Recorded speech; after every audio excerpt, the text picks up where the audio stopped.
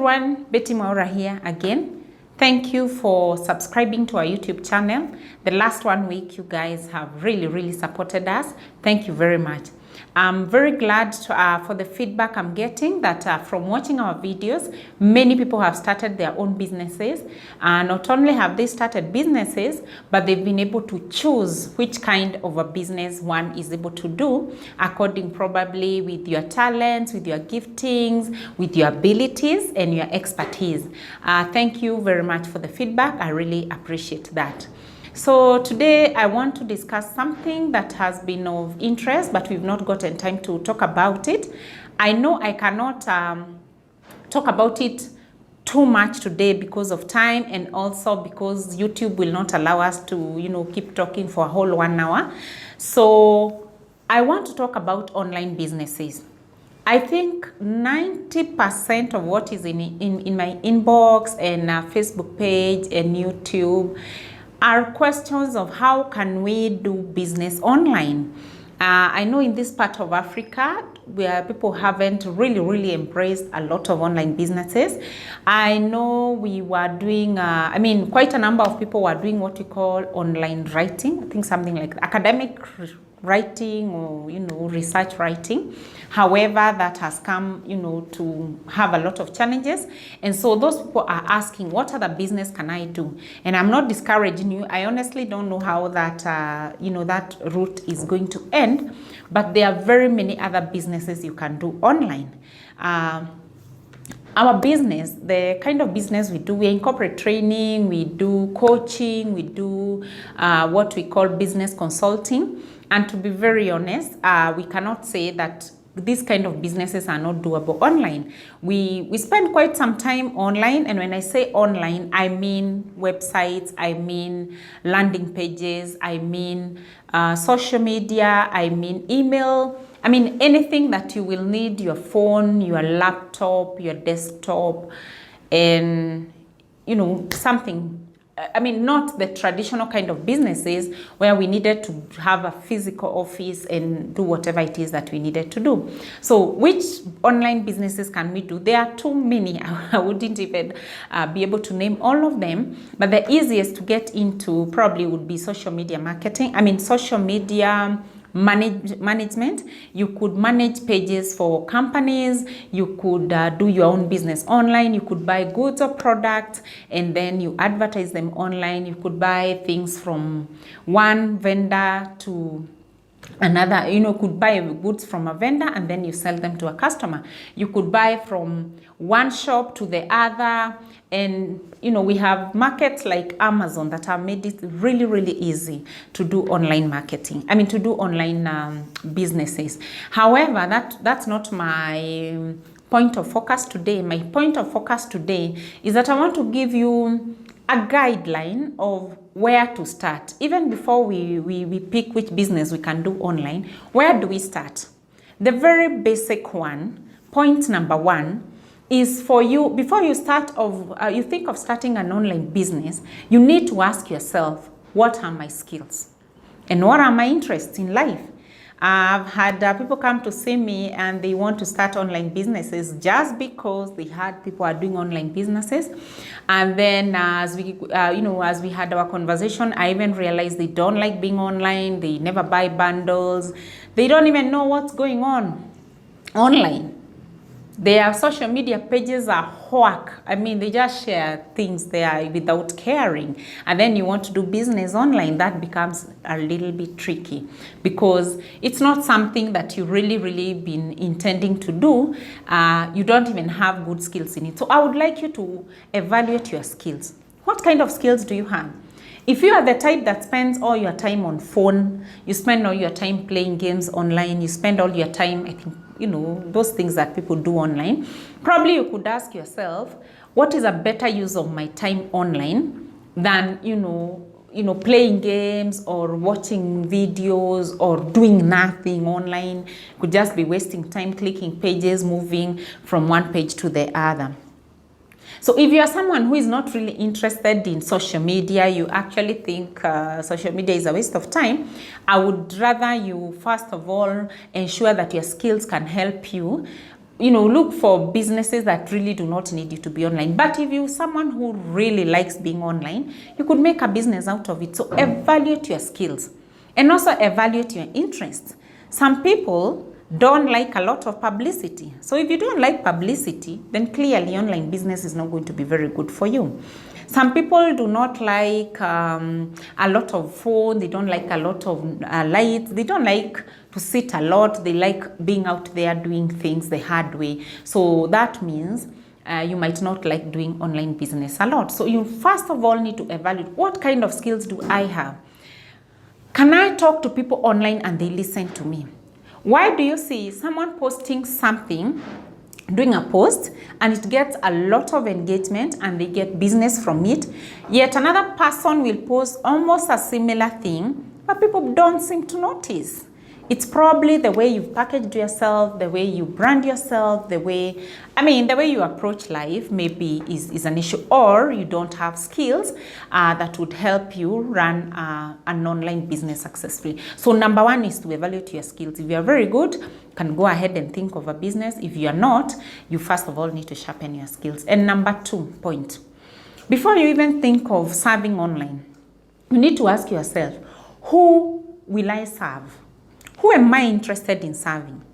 In fact, even before you think of coming up with a product or a service, who do you want to serve? And why do I ask this? I ask this because I am a believer of, I like people to do jobs that give them happiness, people to do jobs that give them passion, people to do businesses that, light them up. I don't want you to do a business and you're struggling. I wouldn't want you to focus on a group that, gives you grief. I would like you to focus on a group that gives you happiness. So who is it you want to serve? Do you want to serve women? And if you want to serve women, which age do you want to serve? If you want to serve women, do you want to serve women that work for the corporate world? Do you want to serve women that are in business? And even if you want to serve women in business, which kind of a business? Do you want to serve women who work in salons? Do you want to serve women who are selling clothes? Do you want to serve women who are in their 60s? Do you want to serve women who are in their teens? Who do you want to serve exactly? You need to sit down, break it down to specifics. Who do I like serving? And you must go down to specifics. Do you like serving men? If it is men you like serving, put it down. And what kind of men do you like serving? Athletes, men who like going to church a lot, men who like football, men who are in their 20s, 17. Who do you want to serve exactly? You need to find out first.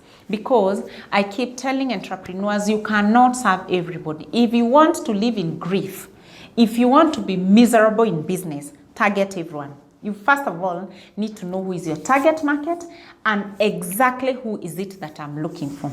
I want to give an example with what I do. When I look at my coaching services, my target market would be the corporate world. People who work for the corporate world, people who run their own businesses and they don't know how to move from one level to the other. I don't target people who are in their teens, really, unless you really want to come and you're running a business. I also do not target people who want to sit on the sofa every day and do nothing. Those are not my kind of people. I want to target people who know that they have something within them, but they are not able to bring it out. I want to target hard workers. I don't want lazy people. And that's why I've done a video of how to overcome laziness. Because as a coach, I need to give homework, I need to give, work to go and do during the time that we are not together. So if I target you, who doesn't like doing a lot of work, me and you are not going to work very well. So you need to know exactly who is it that I'm targeting. Am I targeting the teachers? And if I'm targeting the teachers, do I want to target high schoolers? Do I want to target preschoolers? Do I want to target college teachers? If you are targeting doctors, are you targeting pediatricians, or are you targeting dentists, or are you targeting gynecologists? Are you targeting general doctors? Who are you targeting? If you are targeting lawyers, are you targeting commercial lawyers? Who are you targeting exactly? You need to know your market to the dot. Number 3, even before you bring out your product or make a product to go and sell, you need to do what we call market research. Now that I've known who I'm targeting, the next thing is to go to them and ask them, you guys, how would you like this one served? What is it you're struggling with? For example, one time we used to do some research online, and we would ask our people, if you would like to leave work today, what would you like to come out here and do? And then, of course, they would tell us, we want to come and do this. However, we don't know how it is done. And you also need to be very specific as you are asking your questions. Don't just ask, what are you struggling with? There's a stay-at-home mom. Stay-at-home mom, they struggle with a lot of things. You need to be very, very specific. For example, you could ask, as a stay-at-home mom, as it relates to income-generating activities, where would you like to be, or what would you like to do in the next 5 years of your life? Or you could ask the teachers, as it relates to higher education, what exactly are you looking at doing in the next 5 years with your life, so that you know what do you go out there and prepare for them. Ask. And after asking, ask again, because my coach tells me it's never about me. Whatever I give to the market, it's not about me. It's about my client. And I should serve it the way my client really, really wants it. And point number 4, because we cannot give all the points today. There's a limit to the videos. Point number 4, after you've gone to the market and asked, the customers what it is that you want and how would you like us to serve it, then you now need to go back and define your product or service value proposition. Even if you do not yet have it completely, put together, you also need to start telling the customers what is in it for them. What's your value proposition? What is your USP? Unique selling point. Why would they come to shop from you and not from another person? What is in it for them? Why are you the one leading them? And you need to be very specific when you're talking about, for example, when you talk about our coaching services. I've done a lot of coaching with very many people, and I can tell coaching services are different. For us, we promise to work with you and hold you until when you can stand on your own, or until when you know this is the route I want to take. We don't just coach you and then tell you we wish you well in life. No. We coach you and then we follow up. What is it we agreed that we do? During session 1, we agreed this and this and this. So we announce, on this session, what is it we agreed we do? And you tell me what is it we agreed, and we see if you're growing and getting to where we wanted to get. So that's our unique proposition. We hold your hand. We don't just leave you to go find your way out there, because we know you'll be lost, but we hold your hand. So you need to tell your customers, what is your unique proposition? Why should they work with you? Why are you the one leading them? Why should they come and buy products from you? Why should you manage their social media pages? There are so many people managing social media pages. So before you think of coming up with any online business, take those steps. There are many, many other steps that you should take. We've developed, I think, more than 20 steps that you should take, but those are the first 4 I could be able to give. We've put together a training on the 17th of May this year, 17th of May. It shall be at the Nairobi Safari Club. When we do this video, we'll attach the flyer. You are invited. We could go into details so that we focus specifically on what you want to do as a person. You register. We will not have anyone paying at the door, so we ask that you register early. The earlier the better, and we also don't want to have a very large class. So once we are 20, 25 of us, we close shop.